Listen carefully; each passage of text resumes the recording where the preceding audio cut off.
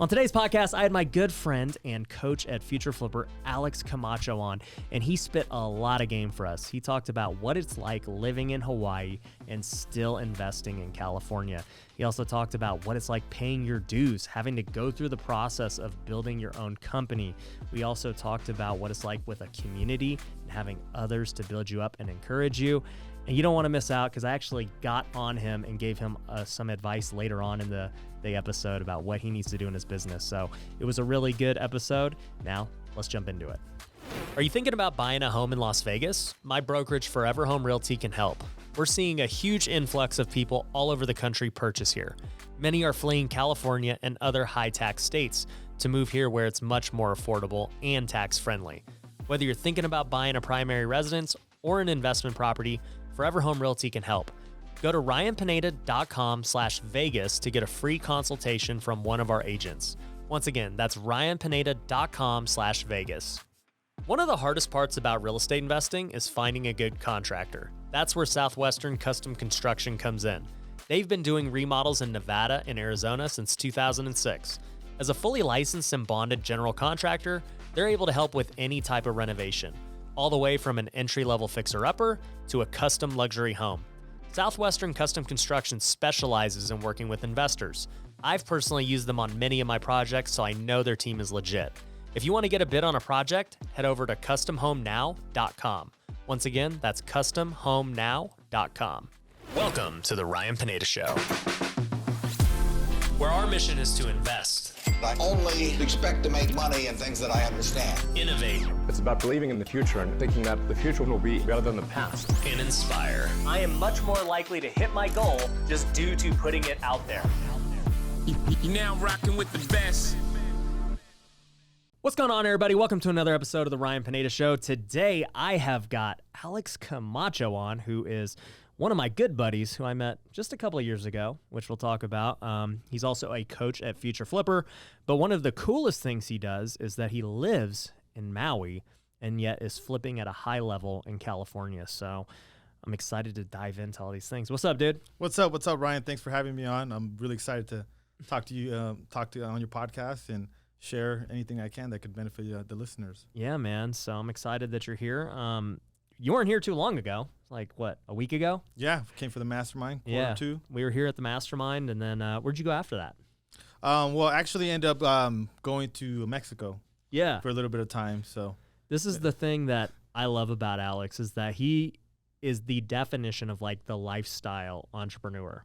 And it's tough to do, man, especially in real estate, because it's so, hands-on with these houses in different areas. It's not like you're just wholesaling. You're flipping houses, So when I see you in Maui living there and flipping in, LA, and then I see you in Mexico, and then you're here in Vegas, and then you're like the world traveler. You're like the most interesting guy to follow, man. Thank you, man. So why don't you give us a little rundown, dude, of like how you've got to where you're at, and we can talk about it from there. Yeah, definitely. So I first got, I guess, into the financial field back when I got into banking. Right out of high school, and I kind of fell in love with it. None of my family members, anybody that I had, known had been in that field, and so I thought I was going to be a banker for life. Was in there for about 5 years, and then I came across the mortgage business. Ended up going over and working for a subprime lender before the market crashed back in 2008. And then once the market crashed, because I was in the mortgage business, pretty much kind of lost it all. So I had a really fast ascent, and then just pretty much lost it all during that time. And then that's when I came across being a realtor. So I came across the real estate side of things. And once I became an agent and started doing a bunch of short sales, I started seeing these flippers making a lot of money in LA. I was like, wait a minute, I think I'm on the wrong side of this transaction here. Like, I'm making 15 grand. These guys are making 100 grand. Right. So that's really where I got the bug of wanting to work in real estate investing. But I didn't do anything for a couple of years. I kind of just sat on the idea, started working on some Airbnb arbitrage, kind of just bringing out units in Hollywood, and then, making a spread on those units. And that was cool, but I could tell that it had a short lifespan because, I didn't own the real estate. I was just renting, units and then subleasing them on Airbnb. And then I also did some property management during that time. But I always had the back of my mind like, hey man, I think I could be a really good house flipper. And so back in 2017, it's been a little bit more than 4 years now, is when I jumped in full time. Yeah. I found a mentor. I found somebody to go work for, entry level position. Worked for him for close to a year. Got the proof of concept. Learned. He was flipping about 20, 30 houses annually. Kind of basically doing what I wanted to do. And then I worked for him for about a year. Got him a little bit over a dozen deals that first year. And then I ended up getting recruited by a much bigger company. This company was like a flip factory. They were flipping like 150, 200 houses a year in Southern California. So got to learn a lot more with them. I worked for them for about a year and a half. Again, just paying my dues, learning the business from the inside out, all the nuts and bolts. And then after about 2.5 years, what I like to call my apprenticeship phase, or the time where I was paying my dues and learning the business, I went off on my own. So about the time that I met you at that Maui mastermind about 2 years ago. Now it's been about 2 years on my own with my own company. Made a lot of mistakes, but now this last year or so, a lot has to do with being in the Future Flipper coaching program and being around other people that have made all the mistakes and doing stuff at a high volume. And now we're working on close to 10 transactions, and I got pretty much a team of about a dozen people across 2 states, and just kind of scaling from here. Yeah, man. No, I love it. You hit on a bunch of things I want to talk about. But one thing I'll say is when we first met, it was back in Maui for Brandon Turner's mastermind with Bigger Pockets. And I remember, talking to you on the ship. I remember vividly, you were telling me your story, and you were telling me about that phase of, working for other people, and you just went out on your own, and, you got like your first couple of deals on your own, and, just how excited you were doing that. And then, just seeing your growth from there. Maybe I think it was probably like a year later, you ended up joining the coaching program with Future Flipper. And then after a year of that, I'm like, dude, we need to like make you a coach. That's one thing we like to do, is take, the people we really like that have achieved a lot and, have a lot of experience, and turn them into coaches. But the reason I really like you as a coach is because, one, you're like super motivating. Make sure you guys follow him on Instagram and everything else, because he's putting out motivational stuff every single day. And I've talked to multiple students who have said, dude, I freaking love Alex as a coach, because he's just always out there hyping us up, being positive, doing all that stuff. But 2, you're just always giving value. You'll pick up the phone, you will put out, valuable content on social media. And I think you have seen it firsthand, just like, man, the more you help people and give value, the more that it just keeps coming back to you. Absolutely. Yeah. And I enjoy helping people get started. And because, my story, like I waited 3 years, from when I was, I got the bug of thinking about doing real estate investing to actually doing it. So I like to push people, and part of that's, influencing them, right? Inspiring them, mentoring them, and pushing them to take that action. Right. Because that is the number one thing you can do to like learn. I'm sure you could listen to podcasts like this, and sure you could watch, certain things, but you're going to learn the most from taking action. Yeah. And then also right behind that, being around people that have been in the trenches, that know this business and inside out. And that's why I did that. And I went to go work for it, because I saw this business like, hey, I want to be in the long term. This is not like a get rich quick for me. Like, I had failed before. I saw like, hey, this could be a great long term career, investing full time in real estate. Yeah. But yeah, it just the students in the program, you attract a lot of like-minded people to the program, and I see myself a little bit more of a senior student in there, so an obligation to like help the younger guys. Yep. To grow. You're a senior citizen in the I am. How old are you now? I don't even want to say, but yeah, I just turned 40. Yeah, dude, you turned 40? Yeah, dude, yeah. You still look like a kid. I love it. Yeah. For those of you who don't know, I mean, you're not the oldest for sure. I mean, we've got guys who are probably 50, 60, but a lot of the people who join are like, low 20s, just getting started. And it is crazy to think we are kind of getting old compared to them. Yeah. No, but they inspire me, and I feel like I could learn something from everybody. But it is something where, they have a different mindset. And so we're trying to help them out, because we've kind of been through there. And, when you're young, you're exuberant, and you're like, yeah, I could conquer the world. But you really gotta be focused. You're like, dude, I've been through a lot. Yeah. So I think losing it all helped a lot because it humbled me to know that, hey, you could lose, everything. Yeah. But I never gave up on myself. I always felt like, hey, I didn't think it was gonna take this long to come back up, but Yeah. hey, it's better late than never. Yeah. So let's talk about those early days, man. You start out as a loan officer, probably making a killing during subprime. Mm-hmm. And then you become a realtor. Like, at what point did you lose it all? Was it just as a mortgage lender? That was when you lost it? Yeah, I was in the mortgage business, and then I had a mortgage company with my my twin brother, and so we were doing really well, each making hundreds of thousands of dollars. But it was because a lot of it also had to do with the market, and it was easy to do loans. Yeah. And then right when the market crashed, it changed so fast, it was almost impossible to adapt because lenders were going out of business every single week. And so, our business model just evaporated literally within a couple of months. And then I didn't have I didn't have mentors. I didn't have any real money management skills at that time. And so I couldn't see what I hadn't been through something like that before. So it was hard for me to make adjustments. Yeah, it was tough. And most people haven't been through something like that. And I've had a lot of people on the podcast who were in real estate during that time and who lost it all, had to restart. Like, I would say the majority of people had to restart. I haven't interviewed many that were like, yeah, I was able to get past it. I got out just in time. It was like everyone got wrecked. Yeah. And so, watching that, and then you come out of that, you decide, hey, I want to be a realtor. And then you realize, man, these investors are making some good money. Why do you think you waited so long, after getting the bug, to actually do it? A big part of it is because I didn't start to get obsessed about it like I did when I finally decided to do it.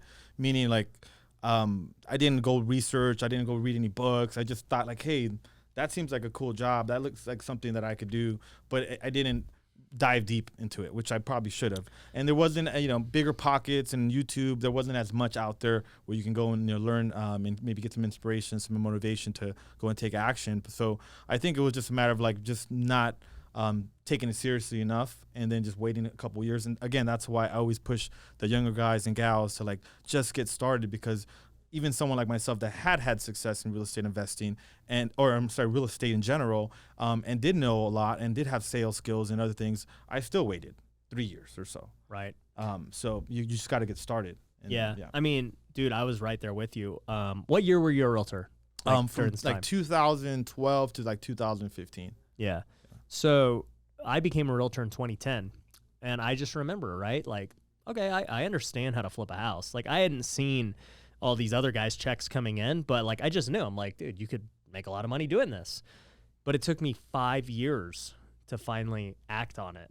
And it just, similar to your story, it's why did we not start sooner? And I kind of in the same boat as you, is dude, it's not like it is today where you got guys like me on TikTok who will just somebody will probably randomly see my video and be like, oh, flipping houses sounds kind of cool. Yep. Or watch a video and be like, oh, it's really a lot easier than I thought. But back then in 2010 and stuff, it wasn't like that. No. It was kind of there was a secret gatekeeper. Yeah, it was a lot more of those the old boys club. Yeah, infomercials and buy this course and then rack up your credit cards. There wasn't as much value or as much free content out there that there is now. Yeah, no, for sure. So you end up finally, though, after 3 years, jumping into it in a different way, which I haven't heard many people talk about, but I love that it's part of your story. You just decided to go work for somebody. Most other people who've been on the show, they're like, all right, I'm just going to go do it and, see what happens. But what made you, I guess, do that? Well, I read this book, and I've talked about it before in some of my webinars and the other podcasts that I've done, which is I read this book called Mastery by Robert Greene. I'm a big fan of his work. And in there was a chapter about just the importance of if you want to master something, to go, apprentice under somebody. And I didn't want to go work for somebody, but I knew that this was a different field. Hey, there's a lot of money potential, but then you could also lose a lot of money. So I just thought, hey, why don't I just go work for somebody that is doing exactly what I want to do, that seemed to make sense. I knew it was going to be a step backwards because I was going to be making probably a lot less than I normally would make, but then I would be in the game that I really am passionate about, that I know I can be good at. And so I think a lot when we're sometimes it's like an ego thing, like, I don't want to go work for somebody. You know, I got enough. I can figure it out on my own. I think that's just your ego talking. I think, you know, it's very important. I still have mentors. Like, you're my mentor. I have other mentors that I pay and whatnot because, like, I don't know it all. And you could also always be growing. So I just took that approach of like, hey, let me go work for this person. I know I'm going to make them a ton of money. And that was difficult because I was making them a lot of money. Or my contribution to the company was helping them make a lot of money, better said.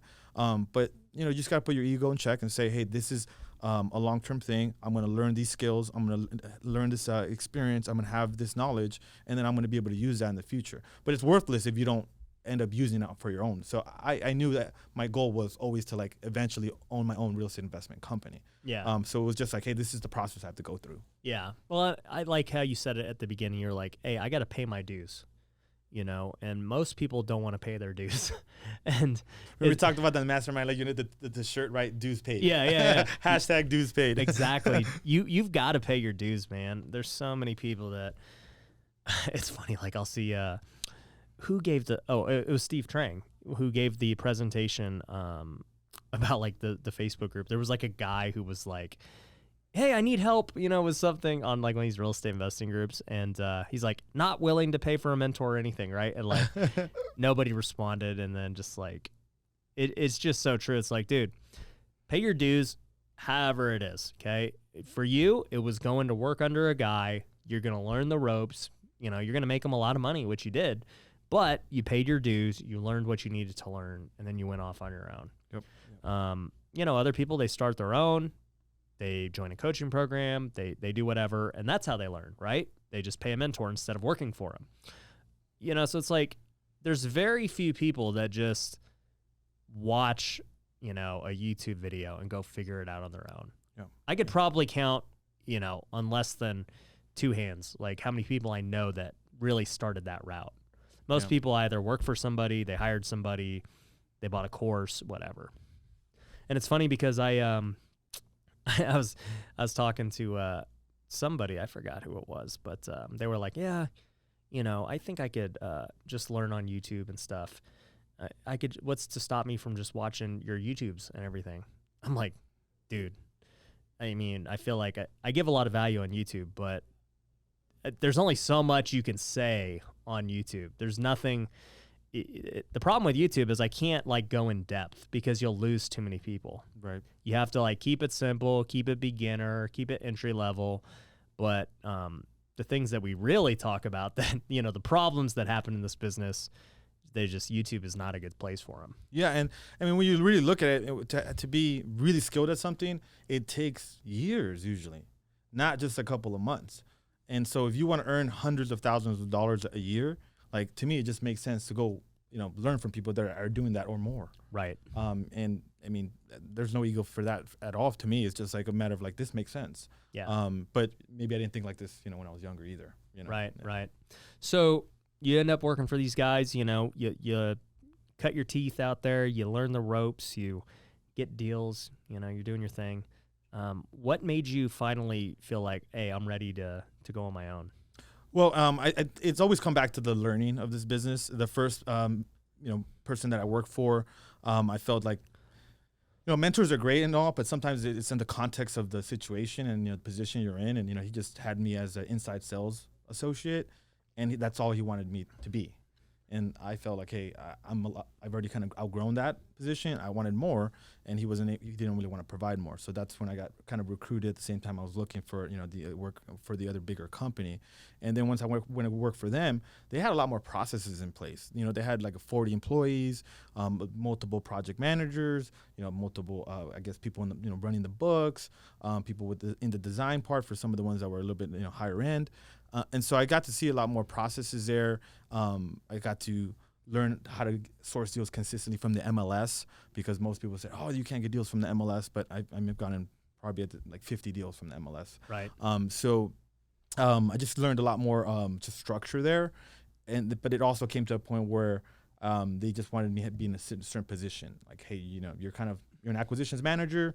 This is your role. Like, stay in your lane. And so I felt like I still had more growth, more learning, and had saved up enough money because I had been, now grinding for 2.5 years.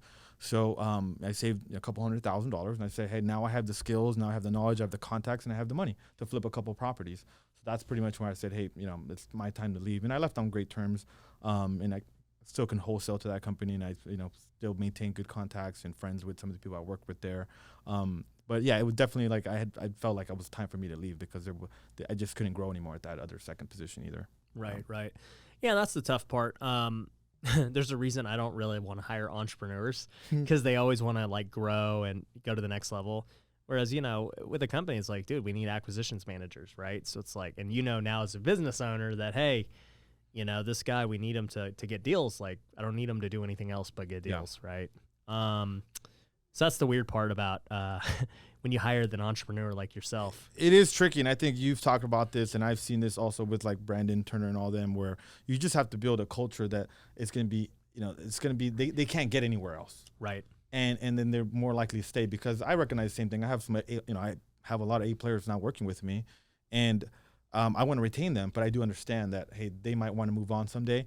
But I also look at it from the standpoint of, hey, if I have this A player that works with me for like, say, 18 months, they're probably going to make my business better in those 18 months. And they're probably going to become a better person. And also, I'm not going to just, put them in that position like I was put in there. I'm like, hey, I want people to grow.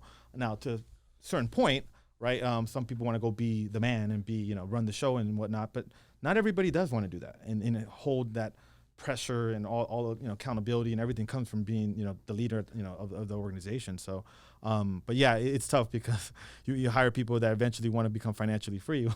Because they're not going to want a job forever. Right. So that is a tricky part of it. Yeah. I think what you said with culture is so key. For me, we have not really had any employees that are like, oh man, I want to go do my own thing and whatever. Like the majority of them see what it takes to do it at a high level, and they're like, yeah, I'd rather just do it here. And then, doing it here also has no risk, right? You're not putting your own money on the line and taking on loans and, doing all the stuff yourself.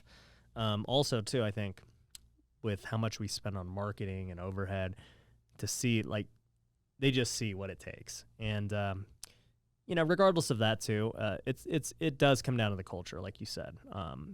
Even if you were to do it on your own and say make the same amount of money, is that better than being in a culture where you have fun, you got your employees that you hang out with? And to me, I'd rather be in the culture. So, and that's why I try to structure my companies that way, where it's like, yo, we just really enjoy coming to work. And I do also want to empower my employees to, become financially free. And we wholesale deals to our own employees and stuff. Like, I would much rather all of them buy our deals than somebody else. Like, you make the profit, you keep it as a rental, and then it's a win-win all the way around. Yeah. And you're providing other opportunities to your team members. And if the second company I work for, they would allow the same thing because they said to us, hey, if you buy a deal, you can buy it from us. Like, we'll remodel it, and then we'll kind of pretty much sell it to you at wholesale. We'll make a little bit, but not what we were normally going to make. And then I tried doing that with them, and then they said no, and that was kind of a big deal for me because it was one of those things where I'm like, hey, well, then you don't really want me to become wealthy. Then I've gotten you, 50 properties the last year and a half. I'm just asking to buy one of them from you, at a reasonable price. And so, like, I provide opportunities for my team members as well because I do want them to, they see my lifestyle, and I don't want them to be envious. But I let them do, the traveling too. I've flown my team members out to Hawaii because, like, people are looking for something a lot more than just to make money. They want to be part of something bigger. And, you're a visionary, Ryan. I feel like I'm a visionary too, right? Where we're creating something even bigger than what they could have imagined a lot of times too. Yeah, for sure. And, there's a term called Intrapreneur, which I would consider a guy like Sean Bob is. Mm-hmm. And an intrapreneur is somebody that really, like, they're dedicated to the company. They feel like it's their own.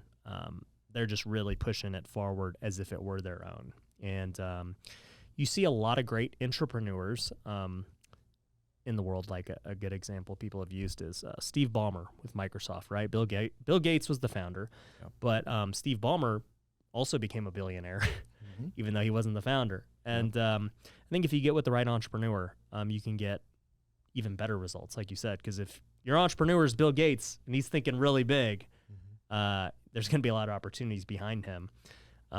But yeah, it's an interesting thing. And I'll tell you, for us with our guys on wholesale fees, we always just tell them, hey, whatever our offer was or would have been with somebody else, if you want to pay that wholesale fee, you can buy it.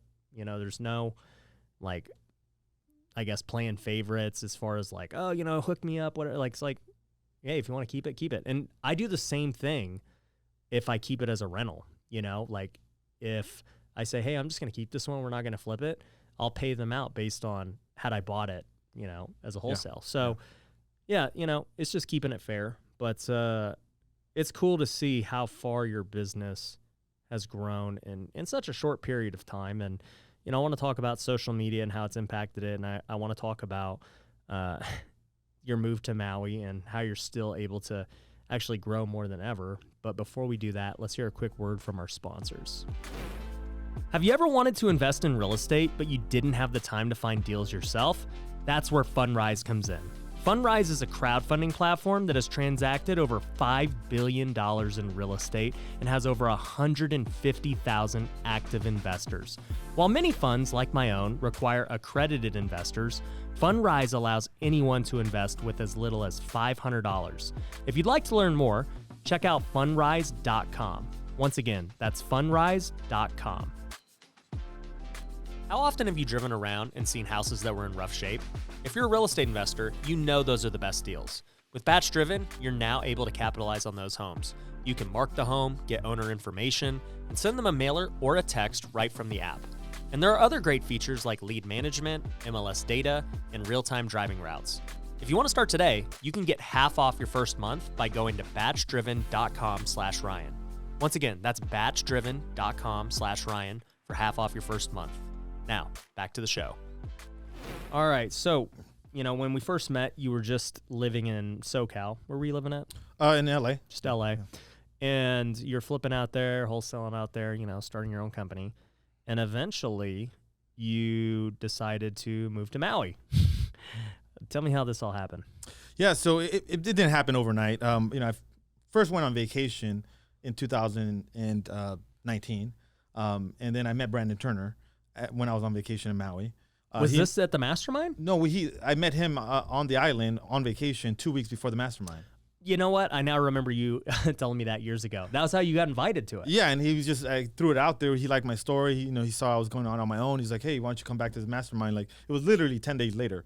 And I was like, sure. How did you even meet up with him? Well, I asked him where he goes to church.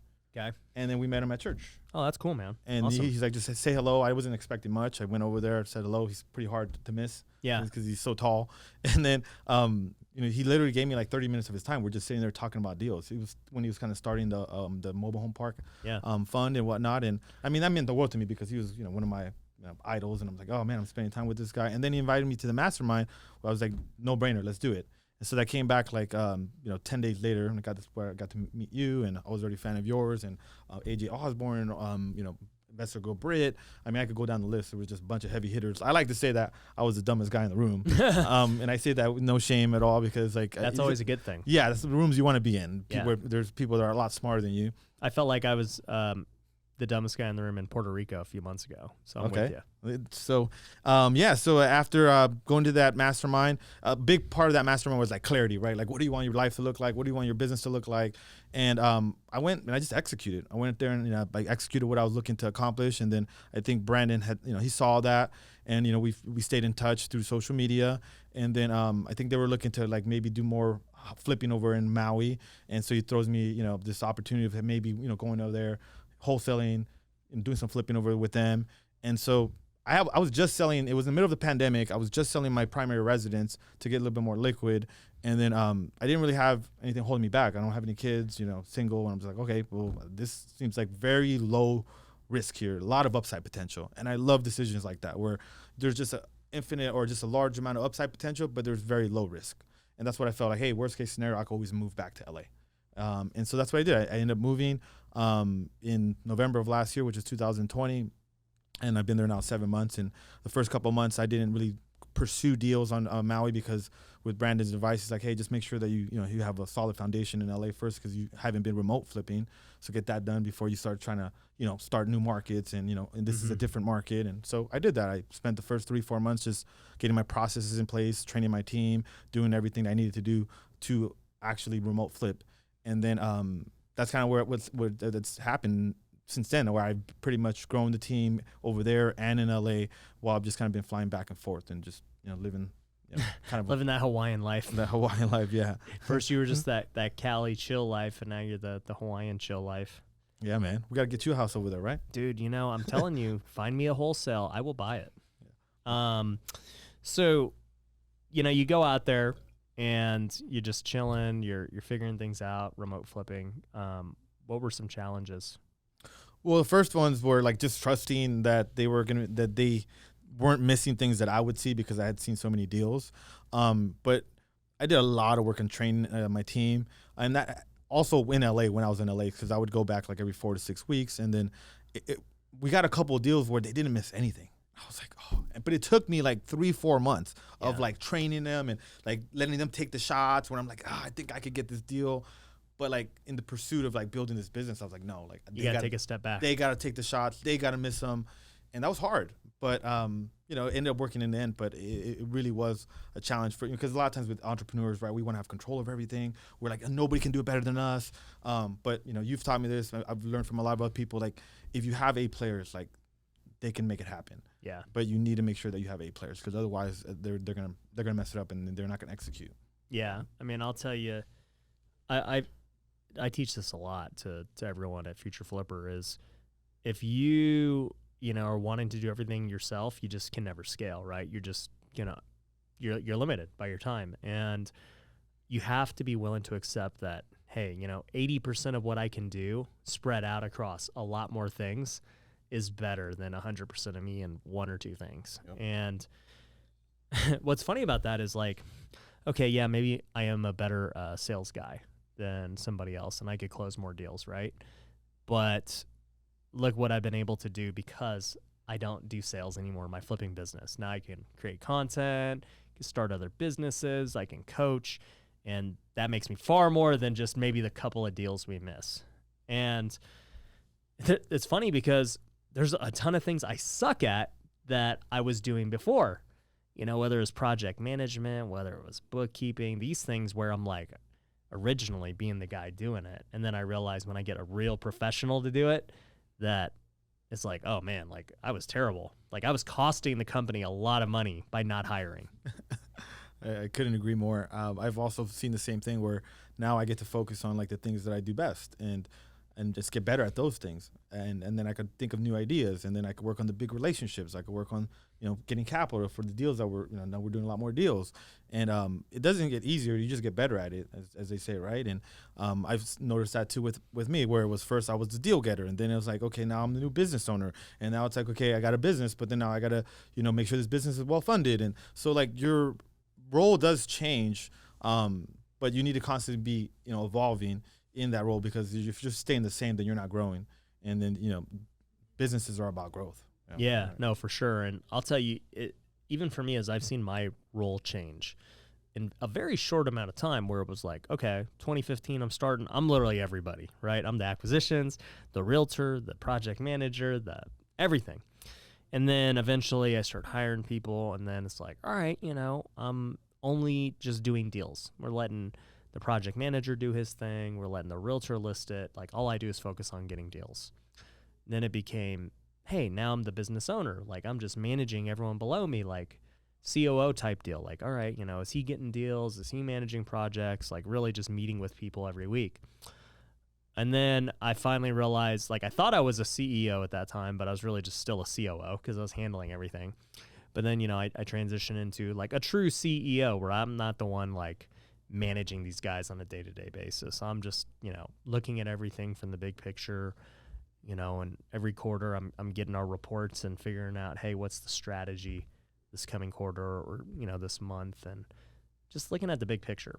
And it's allowed me to really focus on other things, where I can look at the big picture for multiple companies, and then I can spend my day-to-day filming making content, because I know creating content is really good for our businesses, brings a lot of eyeballs.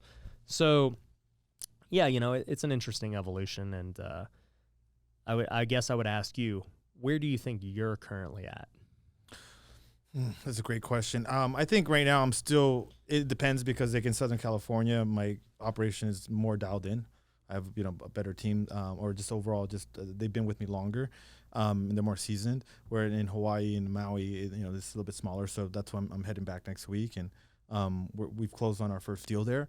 So I'm kind of in that. I guess when it comes to the Hawaii market, then I'm still pretty doing active. Everything. Yeah, I'm doing still a lot of everything. But when in LA, I'm pretty much just overseeing the operation. More just I'm the money person. There's not many people that can handle that in my organization. So that I do a lot of the training, and just making sure that everybody's doing what they're supposed to be doing. Pretty much. So you're kind of doing like the COO stuff, like managing people and overseeing it. That's cool. So I guess my question for you is like, what has been you mentioned with biggest challenges, like B players, like elaborate on that. Yeah. So when I first started like my own company like 2 years ago, I was just new, so I was just wanting people to work with me, and I didn't pay as much attention to the caliber people that I was working with. It was just like, hey, these people look like they're hungry, like let's give them a shot. And then what I found was that they ended up being like C and B players, and so they didn't execute well, or they didn't get things done the way like an A player would. And then my business slowed down or suffered, or we weren't getting the results I wanted. And I was very frustrated. And I spent a lot of money on marketing that wasn't working. And I was just burning through cash, trying to get consistent deals, and it just was not happening. And so once the pandemic hit, ended up just kind of getting rid of some people, and transitioning some people out. And I think that was when we first you joined the program. Yeah, that was around it was like June of last year, so about a year. Yeah, and so they could blame me for getting fired. Yeah, partly.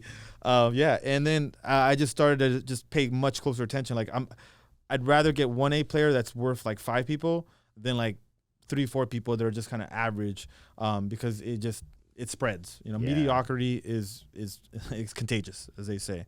And so, I think that's what happened, where I just decided to not waste time and energy, because what ends up happening is you like invest months into these people, and then they don't get the results, and then you didn't get the job done, because even though you could have, and then they didn't get the job done, and then it just compounds. Yeah. So that's where I'm at now, where I just won't settle anymore, and they either have to be A players, or I really like Brian DeVilla says, no, like A+ players. Yeah, for real. Brian, let me tell you, that's the definition of an A+ player for sure. For those you don't know, Brian DeVilla is the COO at Future Flipper. He's got his own real estate investing business as well. Crushes it on both, but shout out to Brian. He's the man. Shout out to DeVilla. Yeah.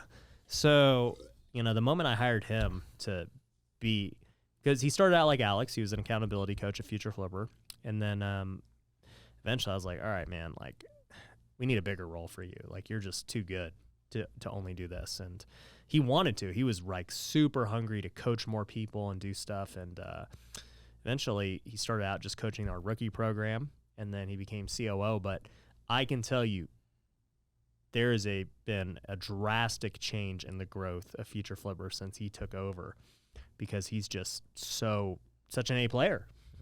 And so I would challenge anybody who's running a business or thinking about starting it, really just think about how you can attract top tier talent, because that will make more of an impact than a bigger marketing budget or whatever. And I think that was the first conversation we had a year ago when you joined was, you were telling me about your business and where you were. And I was like, dude, I don't even think you should spend anything on marketing based on what you're telling me. Cause I'm like, where's the deals coming from? You're like, oh, this guy, wholesaler, MLS, whatever. I'm like, how much is marketing actually even doing for you at this point? And it was so minimal. I was like, man, you shouldn't even do that at all. Just focus on the things you're doing good. And yeah, because at the time I was focusing on, I got to get good at off market. I got to get good at this. That's what everybody's talking about. I've already got deals from the MLS. I've already got deals through networking. So I kind of got that covered. But the reality was like those were strengths. And then like that's what you helped me see. Like just focus on what you're already doing that's working. And then you can add those things down the road, but dial those things in first and make sure they're like all they're just humming. Otherwise, then you're just like throwing money away, and that's what I was doing. I was literally throwing like $6,000-7,000 a month away in marketing, and it wasn't working. Yeah. It wasn't consistent. And it was taking time away from doing things you were good at. Yep. So let that be a lesson to everyone listening. Is like, don't always try and improve your current weaknesses. Like, really double down on your strengths. I say this all the time in sports, right? LeBron just only focuses on basketball. He ain't worried about playing football or baseball or anything, right? He just doubles down on what he's good at. But even in sports in general, like, okay, let's talk about baseball. If somebody is just a home run hitter who's a beast, you think he's like really worried about, all like his base running and how fast he is? He's like, no. He's like, dude, how do I hit more bombs? Because that's what is going to make an impact. Yep. So focus on strengths. Like, that will take you much further than trying to be good at everything. And for me, I guess, as I've gone along in my career, I've realized my strengths and weaknesses, like, and they've become very obvious as time has gone on. And I have no desire to improve my weaknesses. In fact, I'm just like, hey, that is who I am, and I don't really care. I'm just going to not do that. I'll let somebody else do that. I'll pay them. I just only want to do the things I'm good at. Yep. And that's where most people fail, I think, is they spend so much time doing things they suck at and potentially will never be good at. Or maybe they do become good at it, but they still hate it. Yeah. So they're miserable. I agree. So, one thing that we touched on for a little bit, but I want to dive into is social media. And, this show, we love talking about social media, and it's super important, obviously. But how have you seen it impact your business? Oh, it's been huge. From team members, from private money lenders, from actual deals themselves. It's been great for my business. I at the beginning, I wasn't really that serious about it. I was just kind of documenting the journey. Filming. I'm looking at properties and whatnot. But then when I got my first deal from it about 2 years ago, is when I realized, like, wow, this is powerful. I didn't spend any money on marketing. This was free. I got a quality, wholesaler out of it. Wholesaler that sent me a couple of deals. We ended up, working on a couple of deals together, kind of like in a JV fashion. But and then they made X amount of dollars. I'm like, well, wait a minute, like I'm spending money on this marketing. I'm doing this. I'm hustling over here. But if I just make enough content and quality content for like the type of person that would get value from it, like, that's scalable. I could do it all the time. And then there's just like same thing what I was saying earlier. Like, there's just really very little downside aside from you becoming a consumer and you're on social media all day. Like, I don't consume very much social media. I produce a lot, compared and I think that's a big difference of being a producer and a consumer of social media. Yeah, for sure. So a lot of the stuff you're doing is mainly on Instagram, right? Yeah, I haven't stepped up my TikTok game, and dude, we gotta get you on TikTok. We gotta get me on TikTok. So you're mainly doing Instagram, and I see you all the time, like doing lives and stuff, and it's attracting a lot of people. And then you're starting to do like these webinars. Like, tell me about that. Yeah, so just feeling a need. I didn't see anything in Southern California like real estate investor regular meetup.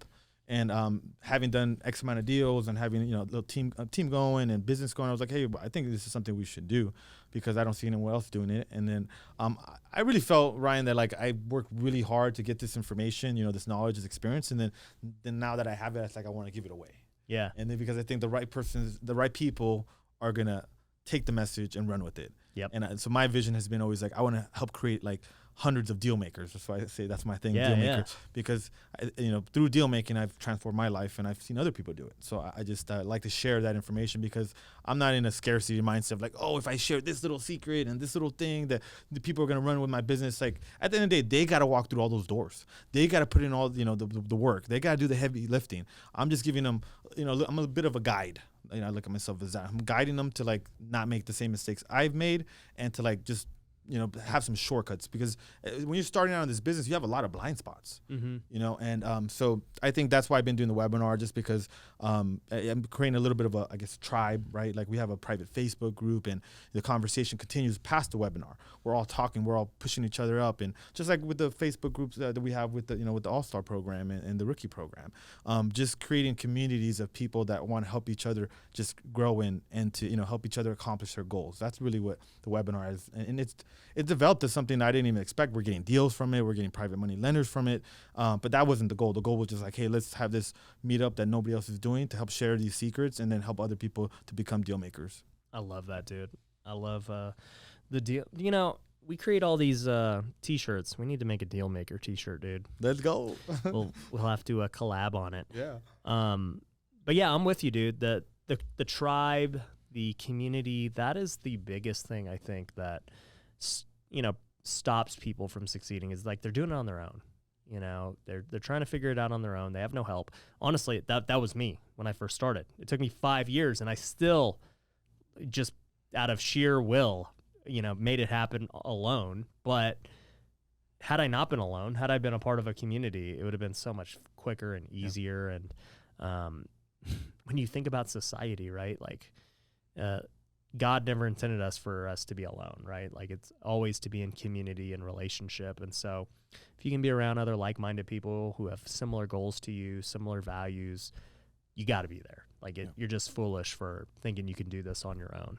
And yeah, I love what you're building. I think it's great. And I've just seen the impact you've had on, just like you said, like a smaller amount of people. Like you can impact a lot of people, even if like you don't have like a big ginormous following yet. Like the ability to impact people, don't ever like let it think it's based on your follower size. Yep. So I guess for you, man, like what's the next phase of your life look like?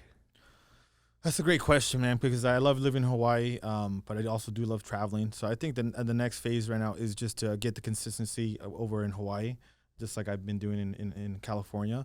And then I have a certain amount of, a certain goal of how much money I want to make. And then I want to start working a lot more in passive investments this year, more multifamily stuff that, we're making this money, right? And then so we want to park that into stuff that's going to be more wealth building down the road. And so I was working for other people for 2.5 years, and now I've been on my own for 2 years. So now it's kind of that phase of like, hey, I got to start working on my rental portfolio. Yeah. No, I hear you, man. That's always the phase, right? Like first, start figuring out how to make a lot of money, right? And then you do it, and it's like, oh crap, I got taxes. Like, what do I do now? Then you buy rentals and you start building passive income, getting all the tax benefits. And I definitely see that that's for sure the next path for you. As a mentor to you, though, live on air, I would challenge you to say, why are you thinking about trying to master Hawaii? Why not double down on Cali? That's a great question. I think just because I'm in love with the big spreads over there. It's like, yeah, but Cali has big spreads too. It does, but I mean Hawaii, it's just a whole different animal. So I think that's what it comes down to. But I think there is something there, because things have really started to pick up in Southern California, and we got like 8 projects, and I'm like, wow, like I can't come back now every 2 months. Like I'm finding myself back in Southern California a little bit more. I don't know. What do you think? You think I should double down on Cali then? Is that what you're saying? I do. And here's why. By the way, guys, if you're still listening to this point, go make sure you're subscribed, hit the like button, because I'm about to drop some knowledge for everybody here who's listening. So the reason that I would double down in Cali is you've already got a team built out there, right? They're living in Cali. You got project manager, you got acquisitions guys, you already got data, relationships, all that stuff in Cali. I think it's easier to 2x your business in Cali, or even 3-4x it, than it is to say, let me rephrase that. I think it's in the same amount of time. Let's just say you have your limited amount of time. I think if you only focused on Cali, you could 3-4x it. If you focused on Cali and Hawaii, maybe Hawaii, you get a few deals. Cali, maybe instead of 4xing it, you only 2x it. And I think when you look at the big picture, you would make more just doubling down on Cali. On top of that, I believe it's going to be far more difficult to master Hawaii because you're going to have to do volume to create the systems you have in Cali. So, in Cali, you got a project manager, you got these acquisitions guys. In Maui, you can't afford it yet because you only have one project. It's not like you can go hire a brand new project manager, full-time acquisition guy. You're going to have to start doing some serious volume in Hawaii to really make it worthwhile. Whereas it's already there in Cali, you could easily just not, I don't want to say anything's easy, but I think you could really kill Cali if you the foundation is already set there. The foundation is the hardest part. Yeah. Building relationships is the hardest part. And once you get that, then it's like, let's dump. And the reason I think about this is because I've thought about it in my own business many times. In Vegas, we're doing over 100 deals a year. We've done that for the last 3-4 years. And with other markets, right, I've had the temptation like, okay, let's go to other markets because we can, we've tapped out Vegas. We're doing the max we could do, which, number one, I've learned is not true. We can always do more. You can always dive deeper. I would rather dive deeper than wider, okay?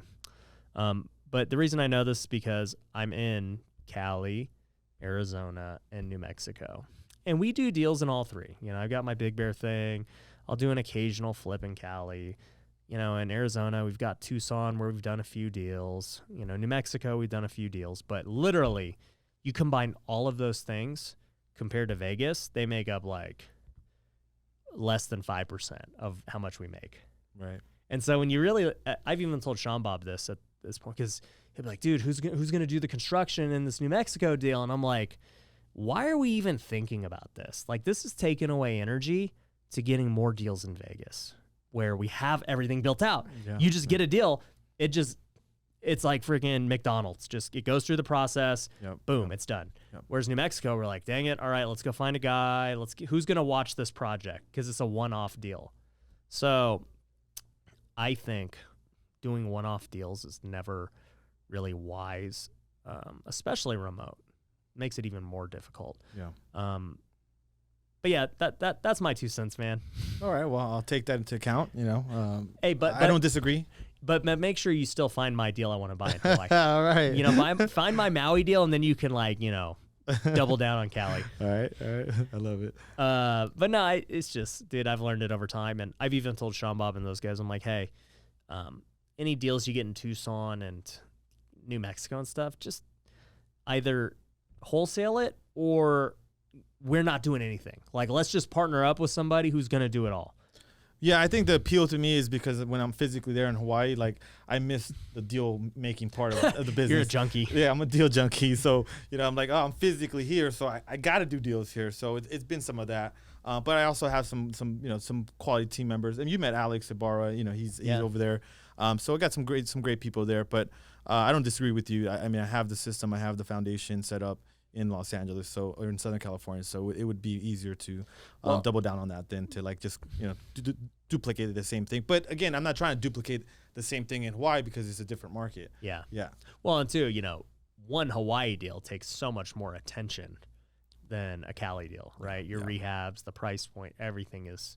Yeah, but in LA, it might be 30,000, 40,000 a deal. When in Hawaii it might be 200,000. It might be 150,000. So they're just. Well, and I'm with you. But okay, to your point, right though. In Vegas, we are now buying luxury homes for that reason, right? Luxury homes are getting 6-figure spreads, whereas I'm used to, like you said, 20, 30, 40 grand, on flips. But then we've got some of our students, the Boakley brothers, who we've talked about, they're doing multiple 6-figure spreads right here in Vegas. Yep. And so it once again just shows, what? Do I have to go to Hawaii to get those spreads? Or can I just do them where I'm currently at? And for sure, we know in Cali. Yeah, no, for sure. There's if you just go after a different spreads. House, you can make millions. And that actually opened up my eyes when in the mastermind when the Boakley brothers were talking about that. Like they're doing 6-figure deals from the MLS, and I've done so many deals from the MLS, but I haven't targeted the luxury prices. Yeah, so think about. I think I could do that. Yeah, think about if you just targeted luxury. Where you're at. Yeah. In LA, like how much you more? Hear that, Will? Will, you listening, dude? Well, this is probably going to be released like, weeks from the road, so you're going to have to tell Will. But hopefully by the time Will listens to this, you guys have already locked it up. You're like, yeah, we don't do that no more. We're not doing Hawaii. We're just focused on LA. All right. But I would say if you wholesale in Maui, it's a little different. I mean, wholesaling's easy no matter where you're at. I don't want to say, once again, easy. I don't want to say easy, but you're not having to go rehab something that's going to cost you $200,000-$300,000 to rehab. Yeah. That's the time killer. Yeah. It's these big constructions. But yeah, dude. Anyways, I just want you to know I'm super proud of you and everything you're doing. And I think the deal makers that you're creating are gonna, do some crazy things. I know many who have done their first deal. I've seen the testimonies and the shout outs and all that stuff. And like I said, just even in the Future Flipper program, I've had multiple people reach out and just tell me how amazing you are as a coach. So, dude, just props to you for everything. Thank you, Ryan. I mean, I appreciate everything that you also helped me with my business and all the guidance and all the phone calls and all the Zooms and everything. I mean, I love being part of the community because I see the impact that everybody, I see the changes in people's lives. And, once you attain a certain amount of like financial success, it's kind of empty if you're not helping other people. And I see that a lot with you and everybody around you and everybody that we're not here just to make money. We're here to like improve lives and I feel like I can do that a lot more within your program and then these people that we're around and we're influencing and we're influencing them for the good, for them to make some positive changes, and then and it's a ripple effect, and then everybody gets it just generational change and those people that are around. All the conversation, like I have a lot of friends in the program now. They're like like you said before, like it's independent of you. Like, I'm hanging out with them when I come to Vegas, when the mastermind, they're coming over and we're hanging out, and it has nothing to do with Ryan. Well, it does, but no, it does, like, and that's what I said at the mastermind. That was what I was most proud of. Is like, we had like 100 people at the mastermind, and I'm looking around the room, and I'm like, dude, you guys are like all friends with each other. Mm-hmm. You got your best buddies, and you guys are calling and texting each other. And when you're here, you're hanging out, and like, it has nothing to do with me. Like, I ain't hanging out with you guys when you're doing it. Like, you guys are just best buddies already. Yep. So I love seeing that, man. Yeah, and then we're checking in every 3 months with the mastermind. So it's like, okay, what you been working on? So it's a combination of the friendship, but also like accountability. Like, hey, like are you stepping it up, or what are you up to? Because we all know we have this potential. That's what we're trying to do, right? Maximize our potential, and it's better to do that with with people that are doing the same thing that you want to do, or they are different levels. So yeah, man. I mean, they're gonna always push you to be better, right? You see. One of these other guys crushing it, you're like, hey, man, I'm ready to crush it. Yeah. It's not like, I want to beat that guy or whatever. It's like, all right, I'm going to step it up. Yeah. So, well, cool, man. For everyone listening or watching on YouTube, definitely go give Alex a follow. He's the man. He's the head deal maker. Where can they find you? The easiest platform to find me right now is Instagram. It's Alex Camacho TV. Alex Camacho TV. We'll link to it down below. And make sure you guys catch his free webinars as well. He spits a lot of game, so I'm sure you can find that on his Instagram. So anyways, dude, it's been a pleasure having you. Everyone, thanks for listening. Thanks for watching. Subscribe, 5-star review. We'll catch you on the next one. Peace. Go. Thanks for watching The Ryan Pineda Show. If you want to work with me, head over to ryanpineda.com. You can find my courses, coaching programs, and upcoming events. We also have free resources you can download, so head over to ryanpineda.com.